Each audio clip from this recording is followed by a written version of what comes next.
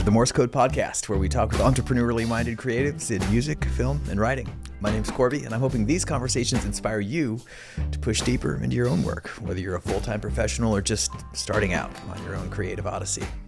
Do me a favor and rate us 5 on the platform you're listening to right now, or if you're watching, like and subscribe. Okay, we've had some Grammy winners on the show. We've had Tiny Desk performers, but this is our first ever American Idol contestant. Walker Burroughs was a top 8 finalist on season 19 and toured nationally as the keyboard player in Bobby Bones' band. Bobby Bones, of course, from iHeartRadio's Bobby Bones Show. I should say Walker played keys in that band. As he tells it in this conversation, he accepted the gig feeling like he was in no way qualified to play keys in a nationally touring band since it wasn't even his primary instrument. That gets at the reason why I wanted to have him on the show. Apart from being a truly amazing singer, he's really proficient at music, just playing it. He says his primary instrument is guitar, and he is a really good guitar player in the kind of James Taylor school. But I watched him recently at an intimate show at Sid's Piano Bar here in East Nashville, and dude's chops on the keys are formidable. The following is a fun and really revealing conversation about a young artist's whirlwind journey in the national spotlight and what came after. Walker is currently on tour with another singing sensation, Chris Allen, and he also plays keys in Chris's band. So much to get into, so let's get into it. Walker Burroughs on the Morse Code Podcast. Walker Burroughs. Yes. It's great to see you, man. Corby. Thank you for making time on your debut podcasting. Oh my gosh. I'm honored. I'm so pumped, dude. Man, thank you for having me. I feel like I met you for the first time in real life 5 days ago, and we had a really great 3-minute conversation. Yeah. And then when you came through the door a half an hour ago, we walked straight into the kitchen and immediately picked up where we left off. We haven't stopped talking. Dude. We've talked about all kinds of interesting things that no one will ever know now. And so I'm glad that we finally got the mics going so that we can just capture this. Keep it going now. This gold essence. Yeah. Well, here's something. Let me say how this came about, how I learned of you. Please. Which was on the internet. I'm so curious. Yeah. I was like, do you want to say that? Because I don't know if I remember. I think it's just because Instagram shows you things. And I was just like, you were playing a song in the real world. Oh, good. Meaning playing and singing together. And I was like instantly like, oh, dude could sing. Okay, that's fine. Everyone can sing. A lot of people can sing. Not everyone. Yeah. But, well, around here. Sure. Around these parts. Around these parts. An instant. Yeah. Sure. Jaw dropper. But then the song was great, and then I was just like, Thank you. he's really playing. And Dude, so there's come on. that, right? And then the accolades continue, which is Thank you. you said I saw that you were playing a short set at this little club in East Nashville. It's a great little place called Sid's on Gallatin, and it's a piano bar. And so that meant, oh, he's going to play piano too. And I thought of you as a guitar player, and then you played this like half an hour set, and you just fucking slayed. Dude, it was not like amateur hour at the piano Thank you by so any much. set. Yeah. So then I was just like, this dude's a real musician. He's a great singer, and the songs are like have a lot of intention behind them. And I was like, I can't wait to talk to this guy. Thanks, man. There you Thank you go. so much. Also, piano bar, we should mention it's a piano that actually has a bar built around it. And it's the craziest thing. It is intimate. It's very intimate. It is very, very strange. I'm honestly extremely nerve-wracking. So I'm glad you liked the performance. Thank you for saying all that. That's really kind, man. Well, yeah, no, it's all true. I'm so glad to talk to you. And you're also just kind of an interesting guy with an interesting story, and maybe we could talk about that. Love it. Young man. You're Love that from Yes, sir. Birmingham. Birmingham, Alabama. And as I have learned from our kitchen talk, Yes. you like going back there. I do. As much for the nature as anything else. Yeah. I don't want to rule out anything. Yeah, sure. But can you talk about like what was it that was early and important to your childhood that made you go like, A, I'm interested, and B, I have some knack for this? For music? Yes. I come from a family of musicians. My grandfather is very nichely known in the Baptist music minister world. Yeah. He wrote a lot of choral pieces. It's a competitive market, I hear. Competitive, very competitive. Yes. He wrote choral He wrote pieces. like hundreds of choral pieces, and there are a couple that are pretty well known.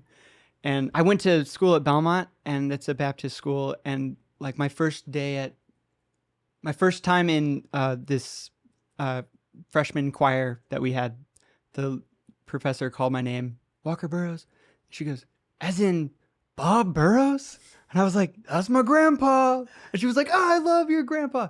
Very niche. That's like the only time that's ever happened. Yeah. But it happens in weird circles. Big shoes to fill in that class, though. So yeah, right. In that one specific class, it was extremely stressful. But nah, man, he was. So my grandpa wrote a lot of music. My dad was a music major and writes music as well. And my mom is my mom and all my aunts are beautiful singers. It's just like very, very in the family. Like all my cousins sing. So we'd be at Thanksgiving, and Will is playing the piano, and we're all around singing. And so great. It's just kind of in harmony. Yeah, just man. Family harmony. It's just kind of how it started. Actually, we always had to like perform for my grandma whenever we saw my grandma. So we would show up, and all the cousins had to like have something to perform for her. I'm not sure why this was such a ritualistic thing we did, but we always. What a matriarch. Yeah, I know. She had 2 grand pianos in her living room, and her mother, my great grandma, who was 101 and couldn't hear, but was a classically trained pianist and a teacher.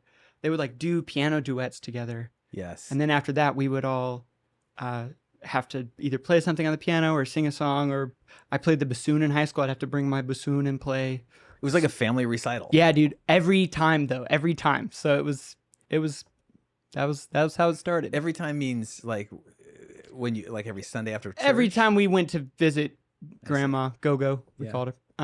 She lived like 45 minutes out of town, and we would go pretty regularly as kids. Not every week, but probably once every 2 months or so. So is it fair to say that most of the music around the house was of a religious nature when you were a kid, or did your parents venture out into the secular? No, yeah, delights? It was certainly not exclusively religious. I mean, a lot of it was, but yeah, no, my parents were playing James Taylor all the time, and Doobie Brothers and Lionel Richie and lots of stuff. So did they get into that full. Bob Dylan record Saved? I don't know. You know that there was an era when he was hanging out with, I think his name was Keith Green. Keith Green was like a big 70s gospel singer. Spectacular. So this is all not, this is news to you. This is news to me. I'll This just is all finish news. the sentence. Finish, please. Which is like there was a time in Bob Dylan's life when he was like a born-again Christian. It lasted, I think, 2 albums. Maybe one album. Wild. One of the records is called didn't Slow know that. Train Comin', and it's fantastic. That's Great. got the track on it. You got to serve somebody. It may be the devil, or it may be the Lord, but you're gonna have to serve somebody. I need to listen. I need to check this out. Somebody. That sounds great. That sounds great. It was great. And anyway, I've really enjoyed both those records. So not a huge influence at the Burroughs house. No, Okay. not Bob Dylan, but lots of other stuff. Yeah. Lots of other stuff. Well, I feel like James Taylor is a different flavor. It's prettier. It's more Yeah, musically Sure. digestible. Not just digestible. It's just inspiring. Oh, you can man, say musically. he's like the blueprint, man. I love James. Yeah, He's the you can best. hear it. Obviously. Thanks, man. So when did you like go? I want to write a song for myself. I saw the thing I'm thinking of. I saw this program on a commercial break watching the Disney Channel when I was a kid, and there was this little girl on there. She's like 12 or 13, and she's the NBT, the next big thing is what the program was called. Anybody my age will be like, oh my gosh, I remember that. And she was like, well, I'm 13 and I've never been in love, and I don't know how to write songs about love, but I do know about butterflies. So I'm going to write a song about a butterfly because that's what I know about. And I was like, that's brilliant. I got to write about something that I know about. Yeah. And so I wrote my first song about a foot race, like just running. There was nothing interesting about it. I was just trying to win a race. Except the fact that you call it a foot race. I don't know. Which is like no one ever says that. I don't know. They just call it a race. Sure. But if I had just said a race, would you have what immediately kind? gone Yeah. to like a running race? I guess maybe. I don't think so. I think I would have gone to race cars. So I think I would have clarified. gone. Yeah. Anyway, so you wrote your first song about a foot race. yeah, and it's terrible. It was. Does it have a I was chorus like, that you I was a kid. remember? Oh, I think I do remember, but I'm not You're going to just sing not it. gonna- Okay, let's not crush the veil. Well, It's crazy. It's a okay, crazy that's song. interesting because I feel like we just went full circle on a topic that we discussed before the Sure. mics were on, which was that when you were younger, you would only do things you could crush. Oh my gosh. And you've unlearned that Yeah. skill a little bit. Yeah. Except at this critical moment when I just offered you the opportunity to be To vulnerable. fail and be vulnerable. Oh gosh. But okay, but also serious. Okay, maybe we're getting ahead of ourselves. Sure. But you wrote your first song didn't crush perhaps in Well, terms I don't of know that- forever, but it unlocked a thing. You're Yeah. like, oh, it was satisfying enough. Yes, and I don't believe that anybody's first song is like their best song. That would be No, crazy. that would stink. Let's don't put Right. ourselves through that. Right. So like my girlfriend always says like I'm not a writer. I can't.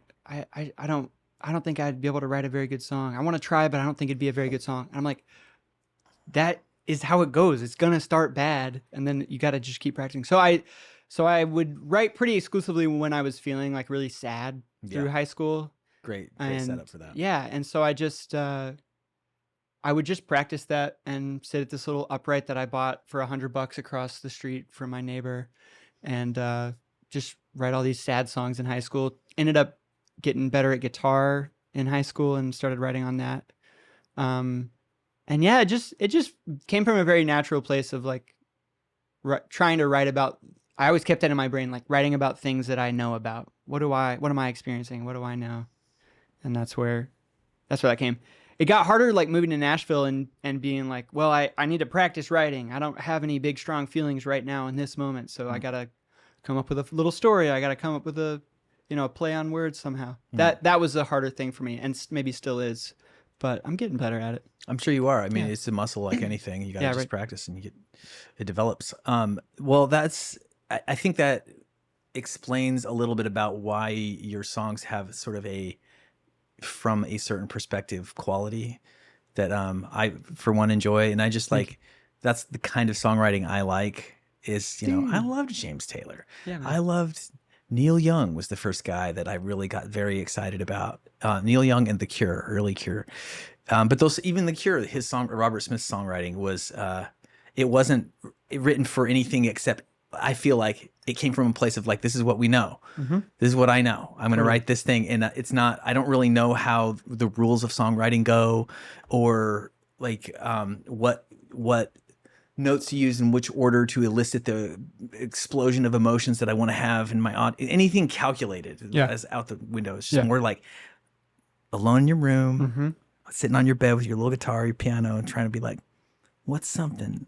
Man, and I've been thinking about this a lot recently because that all came really naturally in high school when I hadn't done music school. Yeah. And then I went to Belmont and I got a degree in commercial voice and songwriting. I learned all the theory and I know all that stuff, most of it. And I think that in some ways has been something that's hindered a lot of like the freedom of what it used to be, of what the writing used to be. And it's been great too. Like I have a much bigger toolbox, but now it's like, it's less about like moving where I feel. And for a while I was stuck in moving where I thought I should go.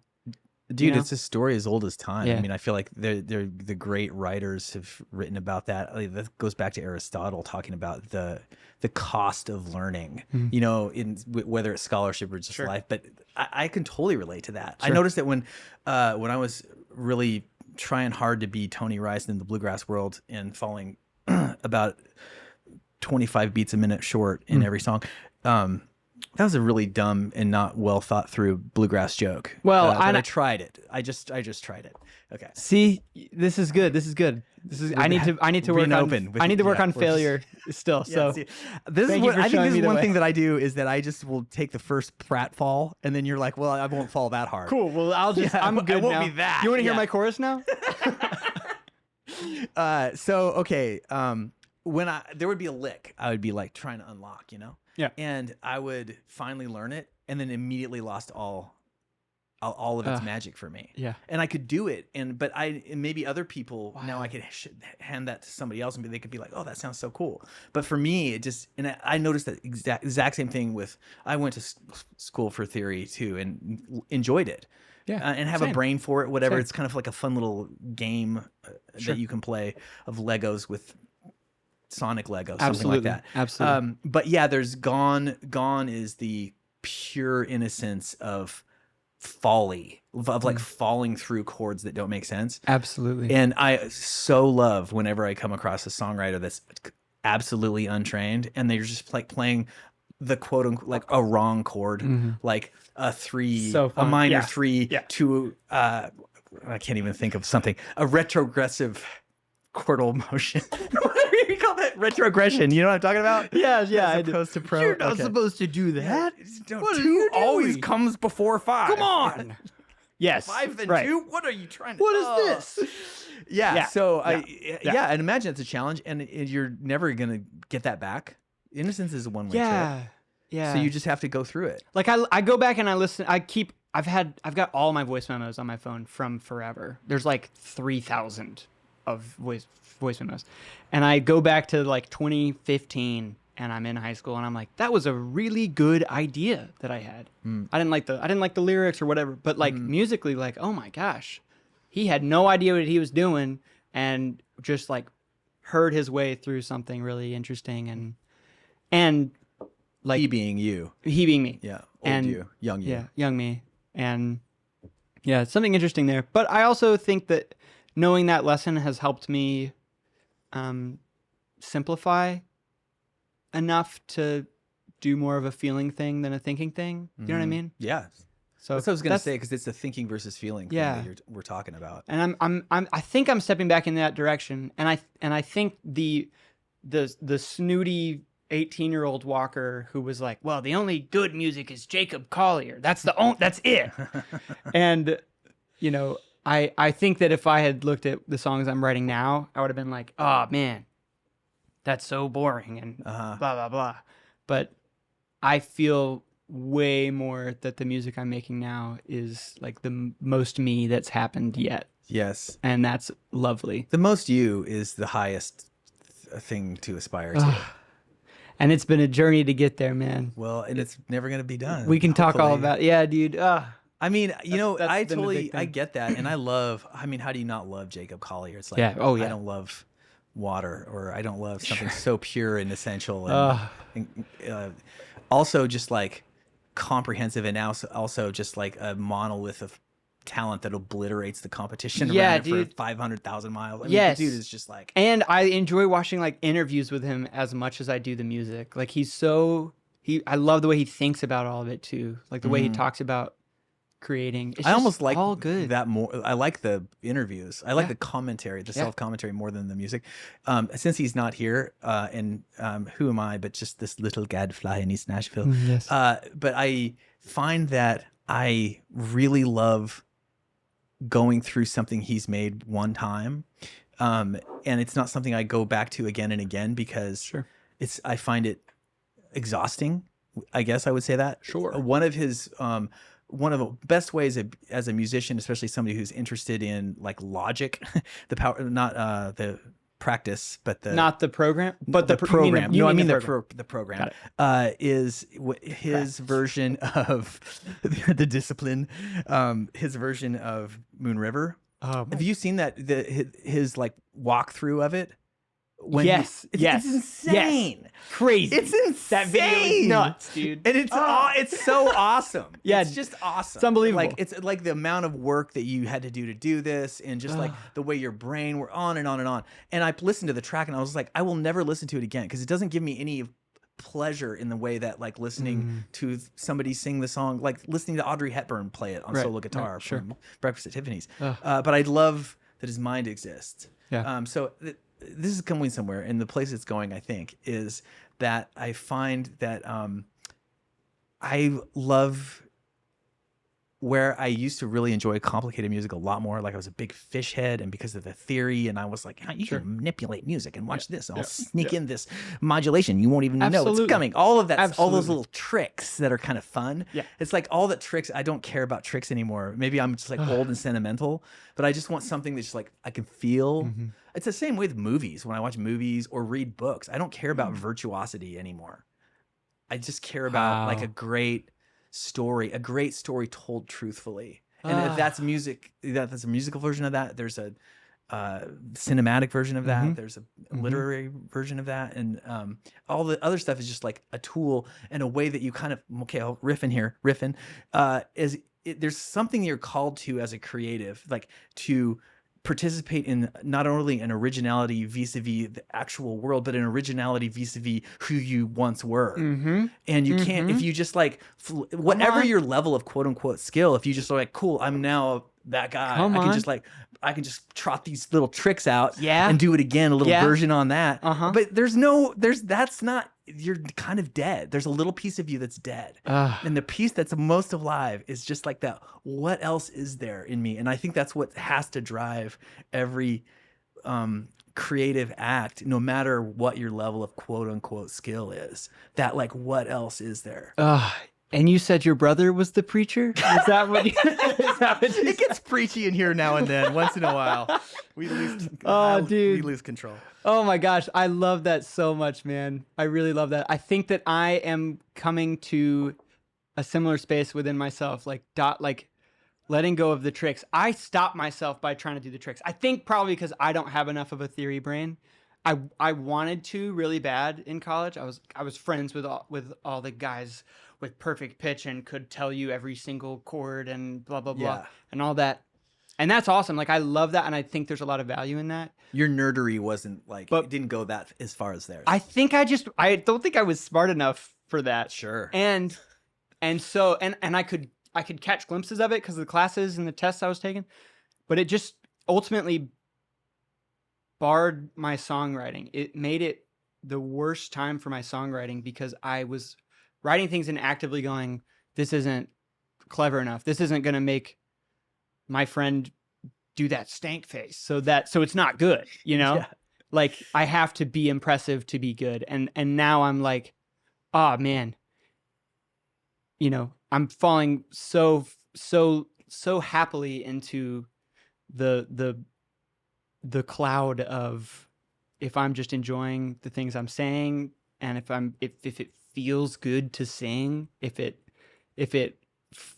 falls out of me naturally, that's like the most wonderful thing I could ask for creatively. I'm not trying to do anything more than what immediately comes into my head, and then I can edit that and I can make it a little more interesting if I feel like it needs it. But you know, usually it lands. You said earlier when you first came to Nashville, you've kind of like, oh, I can't always write from this sad, vulnerable place. I kind of need to work at this a little bit. And you said you're getting better at that. And I guess I would say, how have you gauged that, and how have you set about getting better? Oh man, it's honestly been in the last couple months that I feel like I started to click a couple things together. And it was sort of taking little tiny bits of advice that I've gotten through school and from other songwriters. I've had many dry spells over the last 5 years where it would be like 6 months and I hadn't written a song or something. And I always felt really discouraged.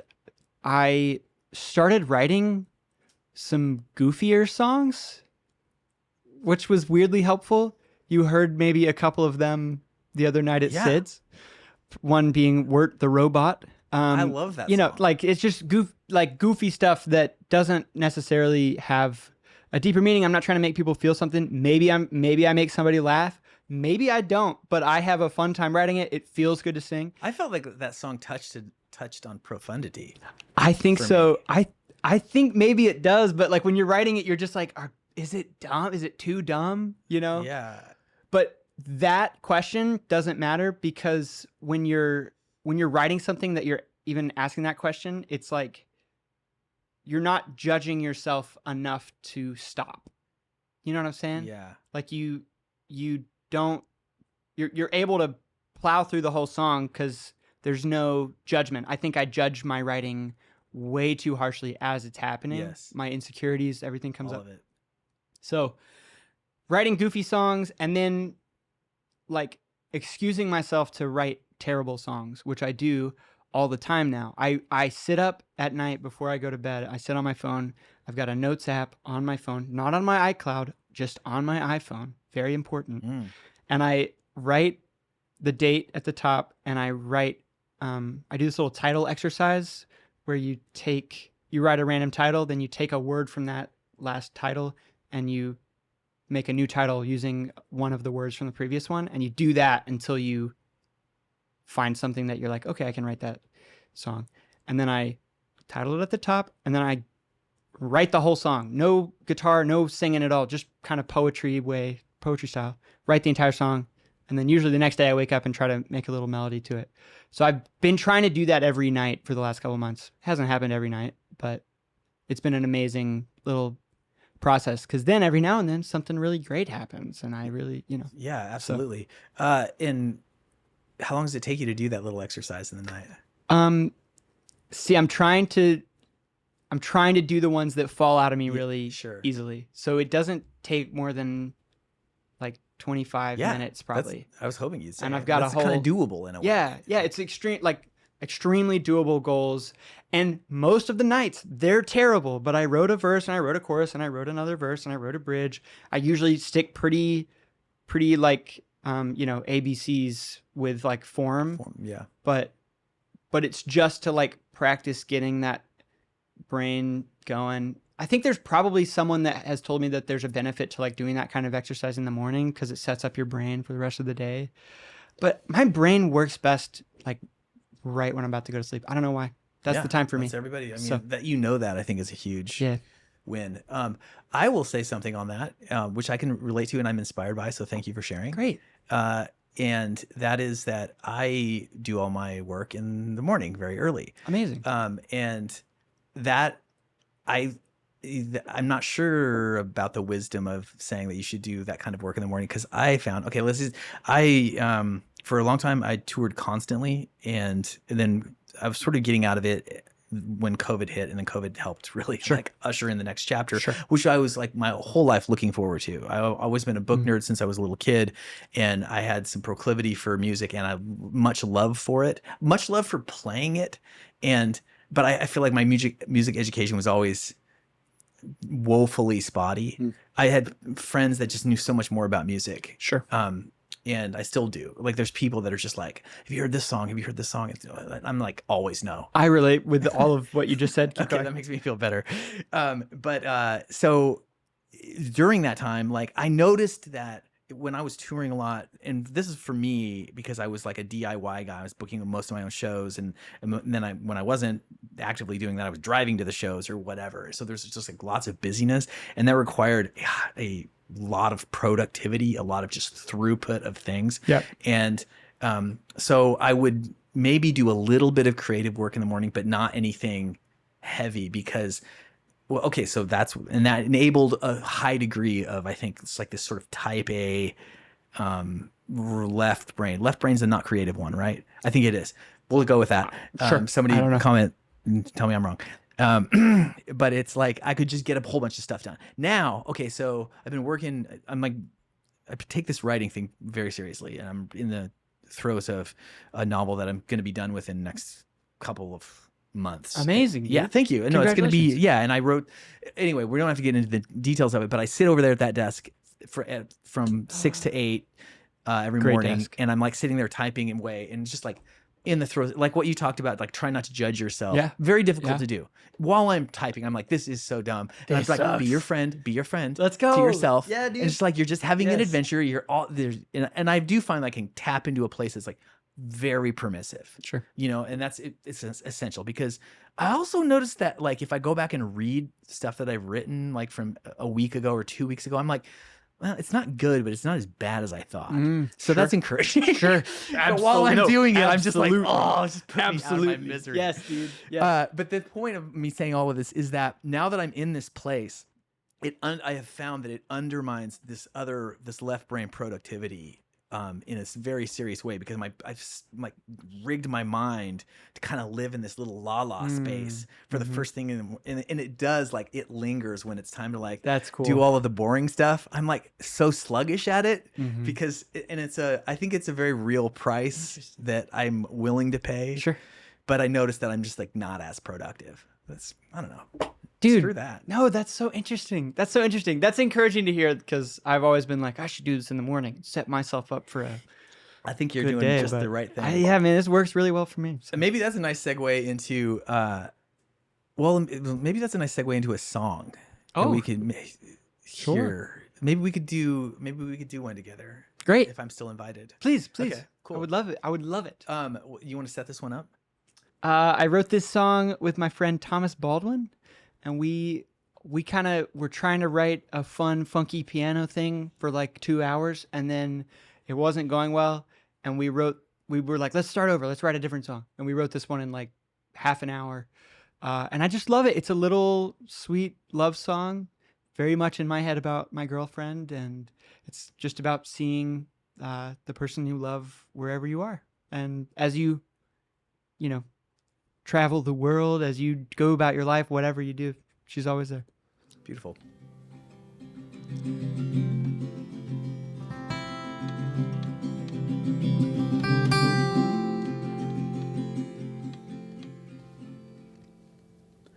Well, I spent a pretty penny, bought a red-hot air balloon to see if the wind would bring me to you.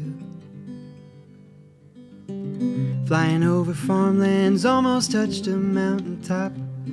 When the fire blew on out, my red balloon didn't stop. Now I'm floating away, I got no choice to make. Even at the mercy of wherever the tides go, I'll find you, my love. I'm home. And I spent a pretty penny, bought a ship and sailed to sea. If the deep was blue because of you, like the sky was above me. The waves were getting taller and the sky, it turned to gray. I was thrown into the water, but I found that I was safe. And now I'm floating away, I got no choice to make. Even at the mercy of wherever the tides go, I'll find you, my love. I'm home.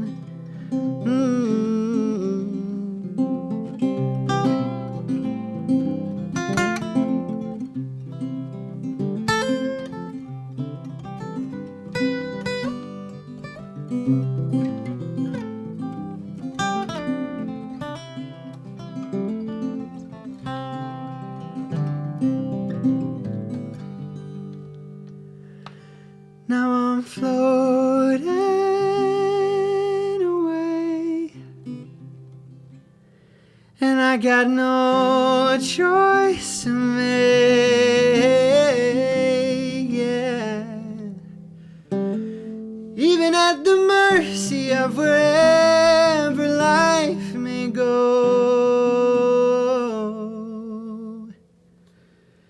I'll find you, my love. I'll find you, and I'm home.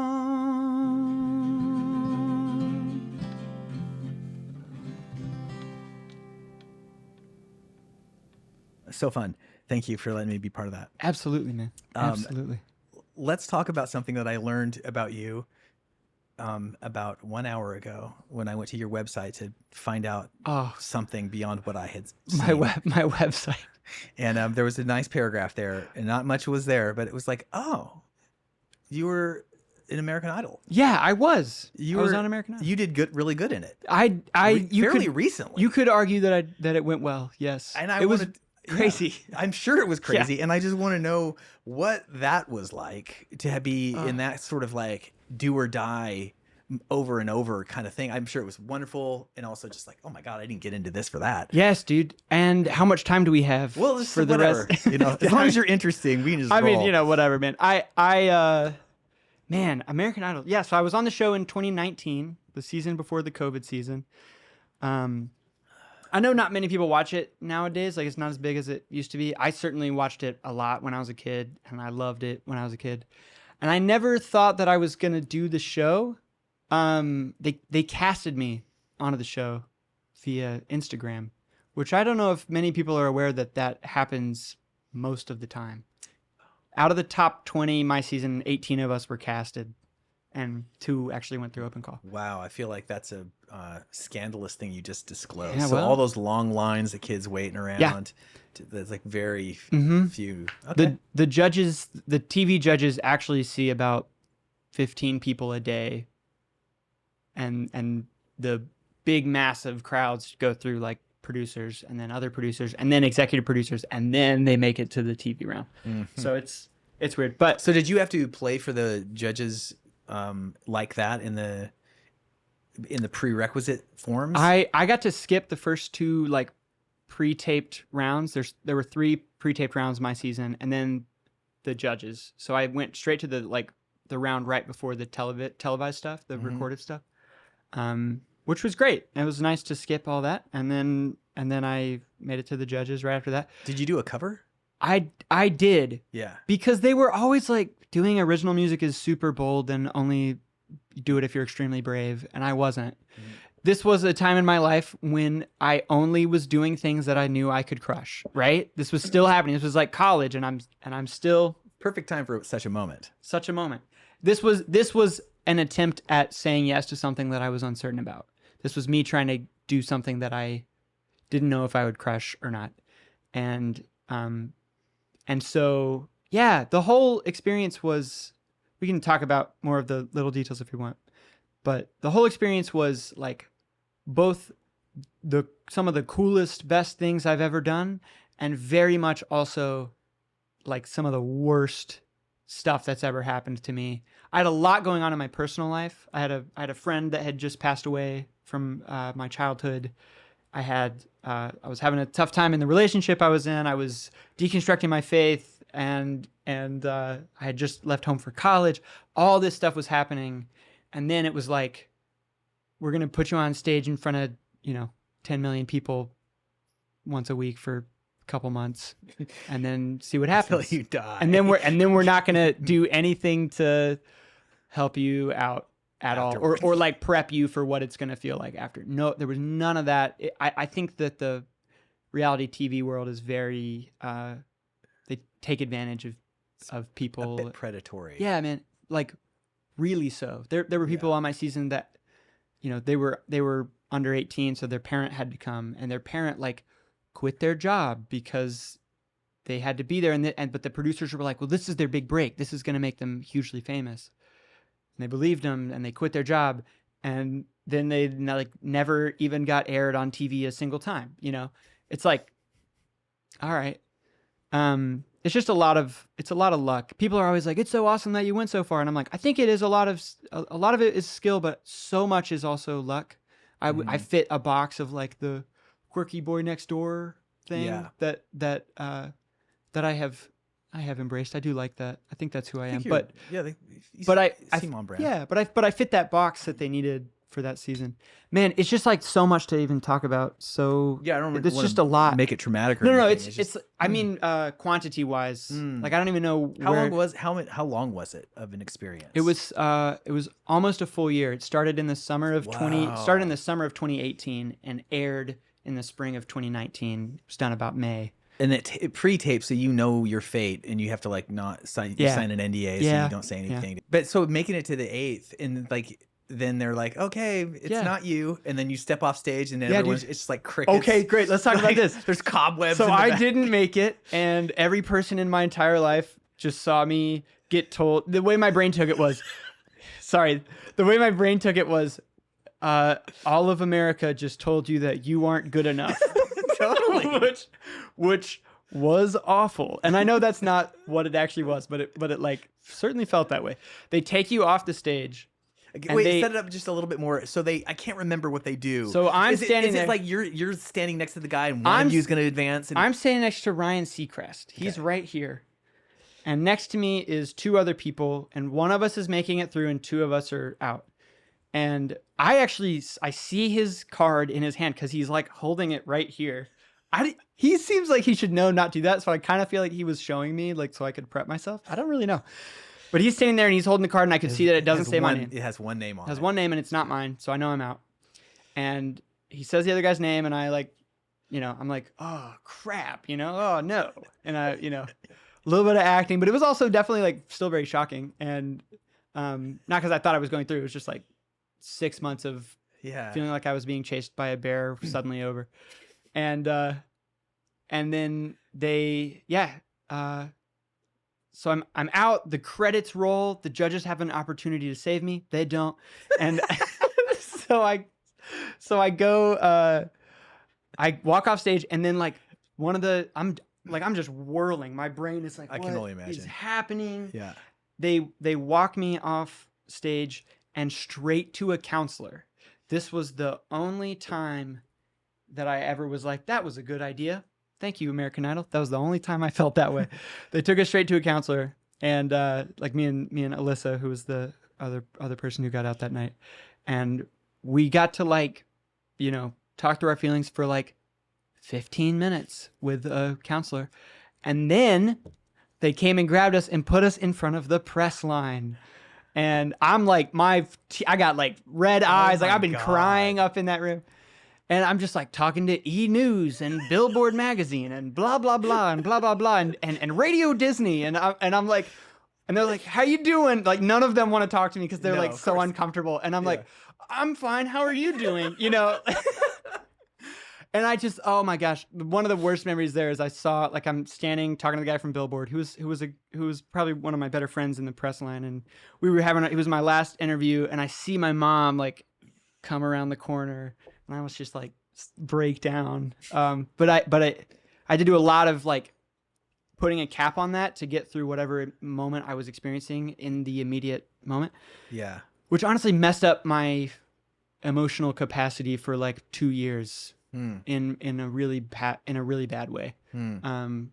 But it was hard to put that away when the show was over. Yeah, like there were a couple moments like that where I had to physically flip the switch of like can't feel, which goes very against who I am as a person. And I couldn't figure out how to flip it back on after the show for like literally 2 years. I didn't cry for like 2 years, which again, very not me. I'm like a cry during commercials kind of guy. And I'm back there now after 5 years and many different therapists. Yeah.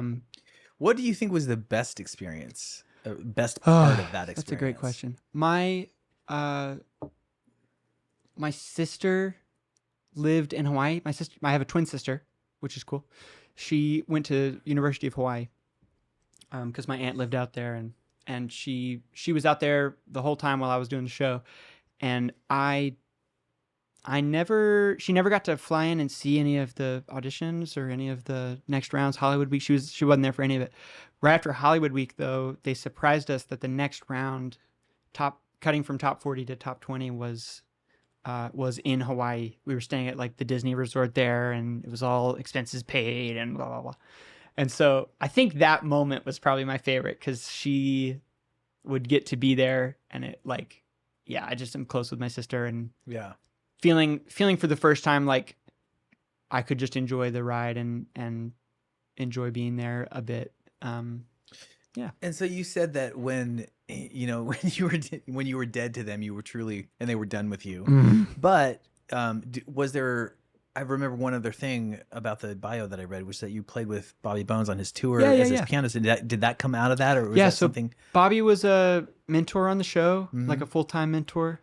He has some very devoted fans. He's amazing. He's great. He's a great guy. Yeah. I don't know him personally, but like the appearances are cool, and he's very likable. Yeah, absolutely. And he's got this fan base that is just so loyal to him. So like whenever he shows up on something, the ratings go crazy.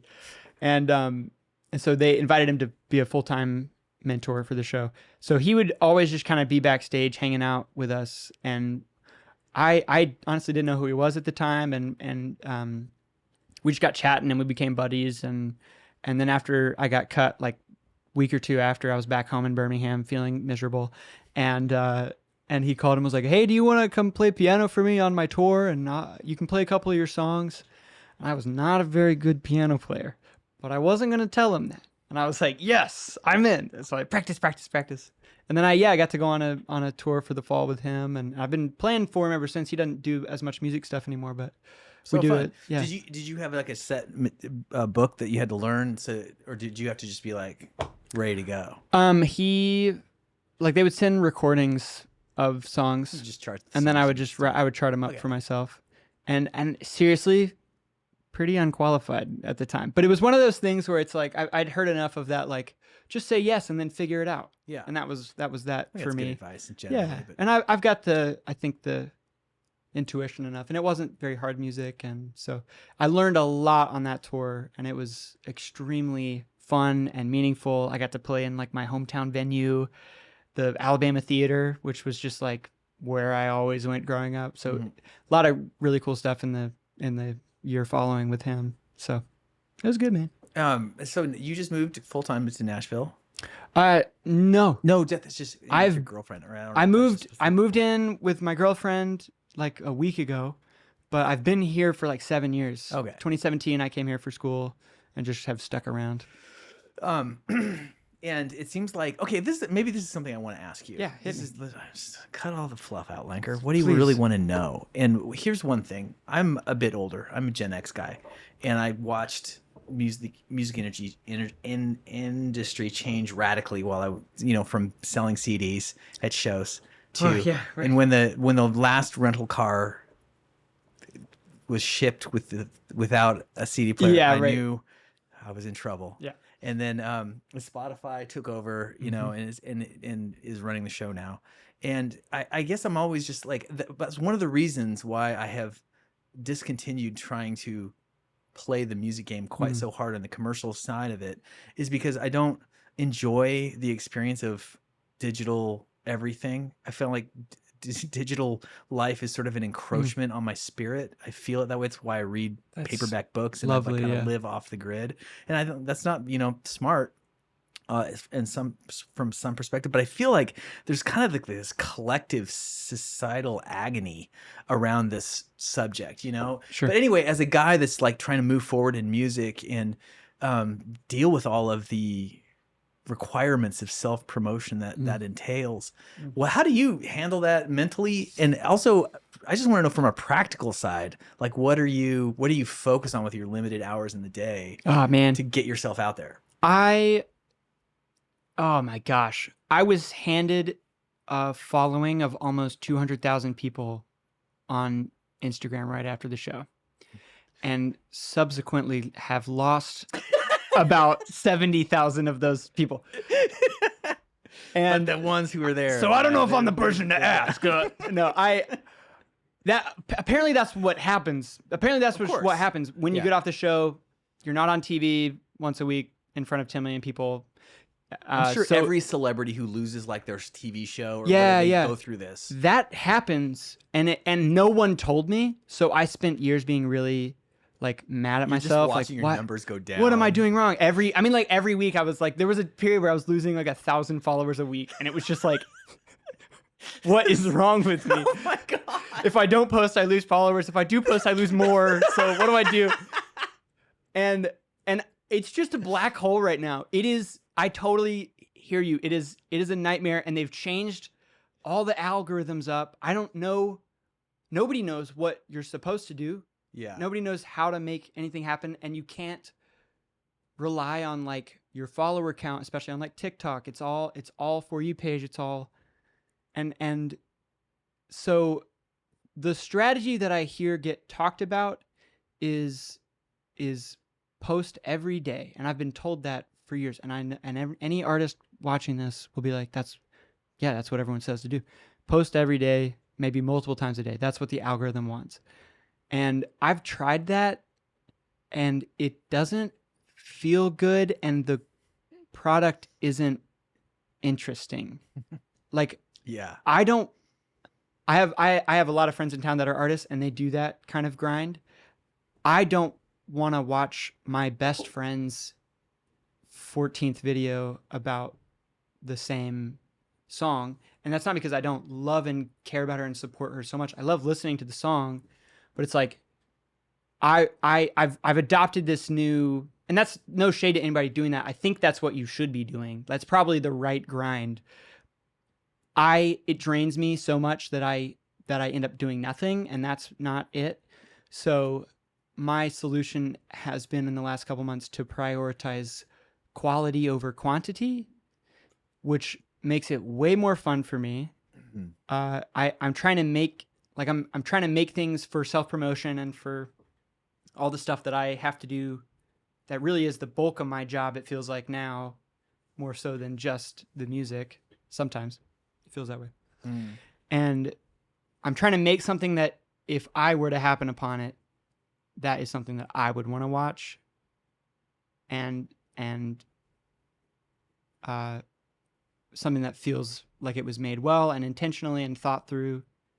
And that's the approach right now. I don't know if that will work in the current thing. Yeah. But it's the only way that I can make myself consistently do it, because I can make sure I stay excited about it, because I love what I'm making. I love the things I'm making. I mean, it sounds like, in short, you're being true to yourself. Yes. As best you can, given that requirement. Yeah, I think so. And again, I don't know if it, like, I've posted this stuff on TikTok, hasn't done well. Posted on Instagram, I tend to do better on Instagram because I have more followers there, and their algorithm is probably a little better than TikTok's, just the way the app works and people use it. But yeah, and then man. How does that turn into? I mean, like, just, you know, the presumption behind all of that is that building an audience on social media is important, but it's not clear to me that a large following on Instagram or TikTok translates into financial return or increased. It's gotten worse. It used to I used to do a bonus opportunity with Instagram where they would pay me like $170 per reel I posted for like 6 months. It was crazy. That was awesome. Now I get the same kind of opportunities, and it's like they do it by views. I get like, 40,000 views, and they pay me $1.50 for that many views, and it's like, so, and I've seen a thing from Ben Rector, who for a while was grinding some really quality videos, some really funny little quippy songs that he would write. You know what I'm talking about? Yeah, for sure. He's done a lot of those great videos, but he stopped doing them, and someone on his, story was like, why did you, ask me a question. Why did you stop making those videos? We like them.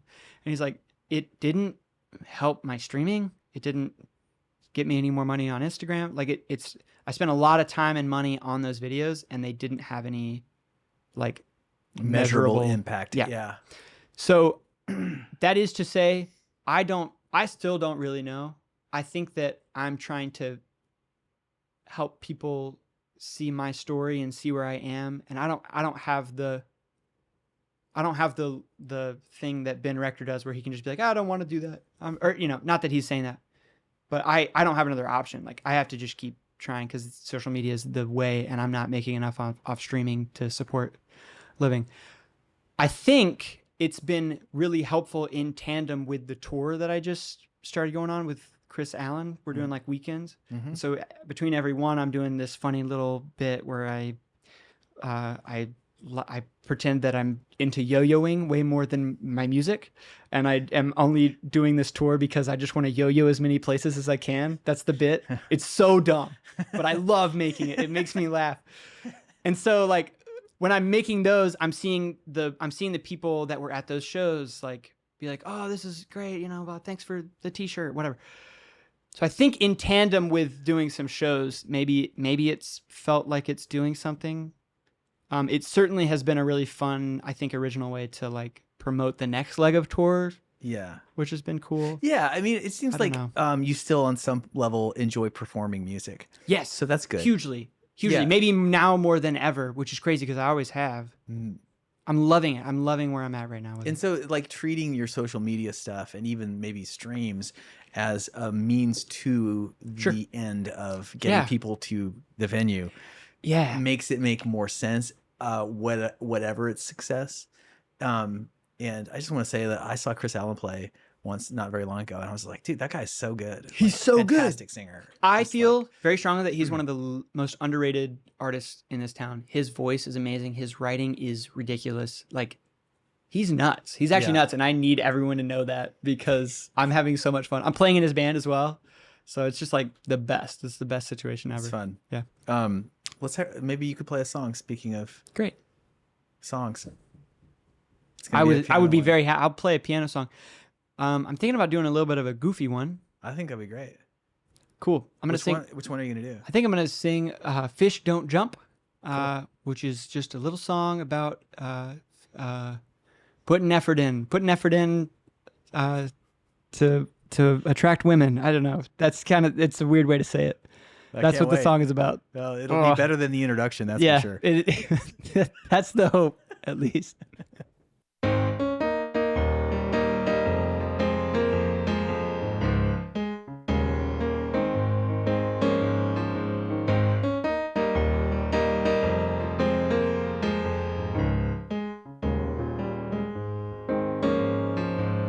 Mama, I've got a question. There's someone on my mind. She might have fell right out of heaven, and she doesn't know I'm alive. So what's so wrong about me? Why don't I catch her eye? No, I haven't said a word to her. I'm too afraid to try. She shook her head. Once again she said,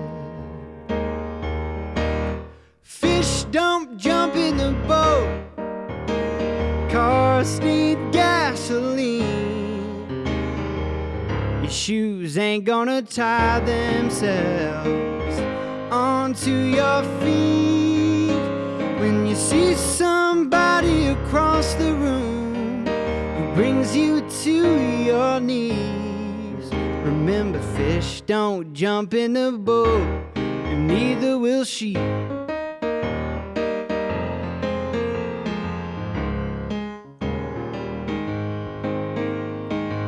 So let me get this straight. I have to talk to her. But what if she laughs in my face? I don't know, Mom. Are you sure? And she shook her head. And then she said, fish don't jump in the boat. Cars need gasoline. Your shoes ain't gonna tie themselves onto your feet. When you see somebody across the room who brings you to your knees, remember, fish don't jump in the boat, and neither will she.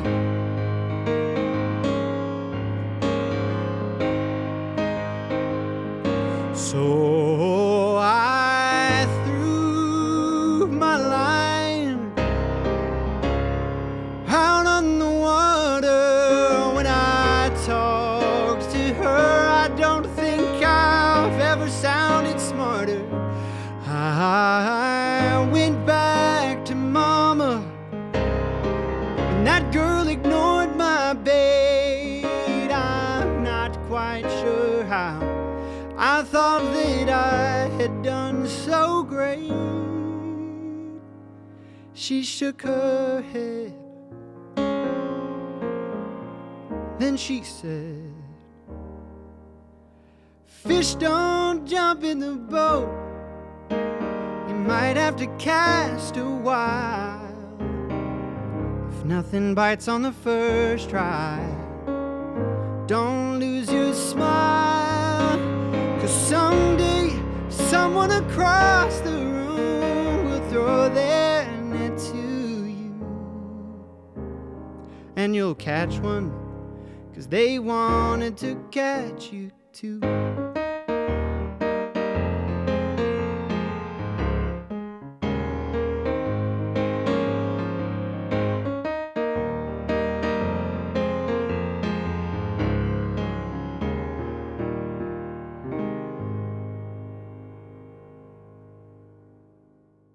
Okay, so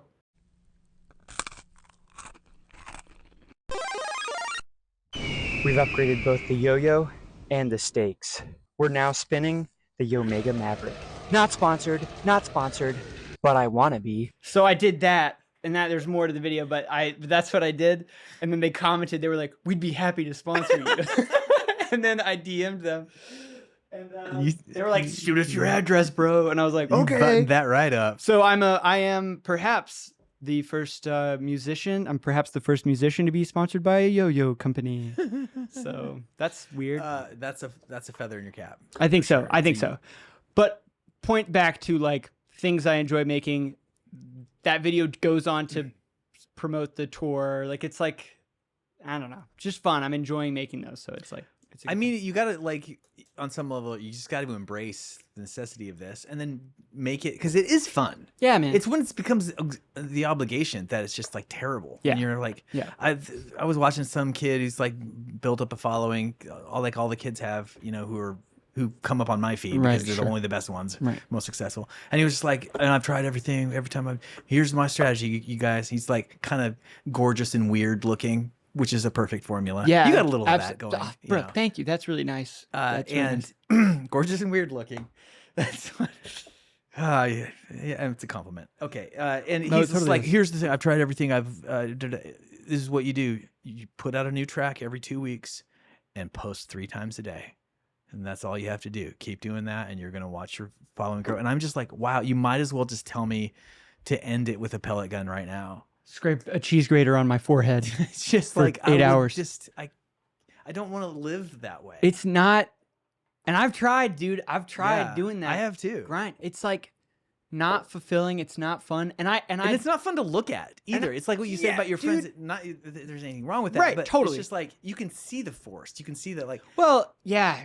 And again, I totally think that they're probably doing it the right way. There probably are. And she has, the person I'm thinking of specifically is like, yeah, I've really started to look at it like just from a straight, like this is work. And I respect the hell out of that. That's awesome. yeah, I just can't keep trying to make myself do that right now. So my manager and I were like, let's do quality over quantity. And Yeah. that's the thing. as long as your team's Let's on board, see what happens. then Yeah, man. it's all good. So we're seeing how it goes. I feel like we just scratched the surface, man. Yeah. We talked about so much stuff in the kitchen. We didn't even get into the We kitchen didn't get into material. the end of the kitchen material. So we'll have to do it again sometime. We will. I hope so, sooner than later. We certainly will. But I'm a big fan. I wish you the best. Thank you, Corby. Thanks for having me, man. Appreciate you. The Morse Code podcast is produced by Corby Linker and Jared Hammond in East Nashville, Tennessee. Our executive producer is Randa Newman. You can find full videos for this and all previous episodes at morsecodepodcast.com.